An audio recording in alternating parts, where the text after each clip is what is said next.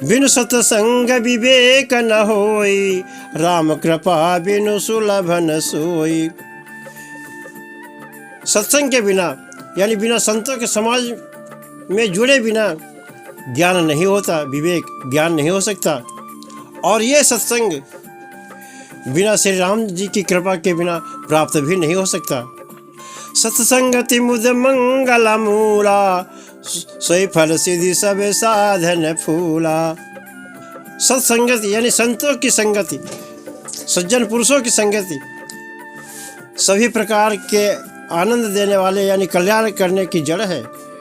सत्संग की सिद्धि प्राप्त ही फल है और सब साधन तो फूल हैं।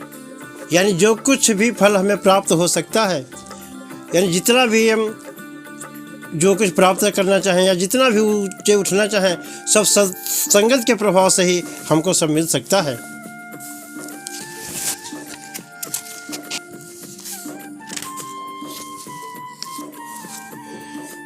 सठ सुधरहि सतसंगति पाई, पारस परस कुधातु सुहाई। सठ सुधरहि सत्संगति पाई, चाहे हम कितने बड़े भी दुष्ट क्यों न हो, चाहे जितने बड़े बिगड़े हुए क्यों न हो, लेकिन हम संतों की शरण में चले जाएं, सत्संग में चले जाएं, सत्संगति लें यानी सज्जनों का साथ कर लें, तो हम सुधर जाते हैं। जैसे पारस परस कुधातु सुहाई,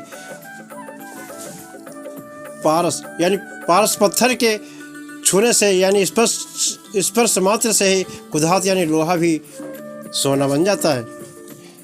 इसी प्रकार हम चाहे जितने बिगड़े भय क्यों न हो, अगर संतों की संगत में, साधु समाज में, सज्जनों की संगत में चले जाते हैं, तो उनके स्पर्श मात्र से, उनकी कृपा मात्र से ही हम सभी प्रकार से अच्छे बन जाते हैं।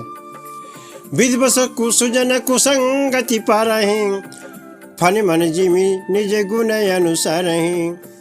और किसी कारणवश यदि सज्जन पुरुष भी कुसंगत में पड़ जाते हैं, तो वहाँ अपने ज्ञान के प्रकाश के कारण यानी अच्छी बुद्धि के कारण वहाँ भी अपने गुणों का अनुसरण ही करते रहते हैं, यानी बुरी संगत का प्रभाव कभी नहीं लेते। जिस प्रकार नाग यानी सर्पराज के मुख में पड़ी हुई मणि सदैव प्रकाश ही छोड़ती रहती है,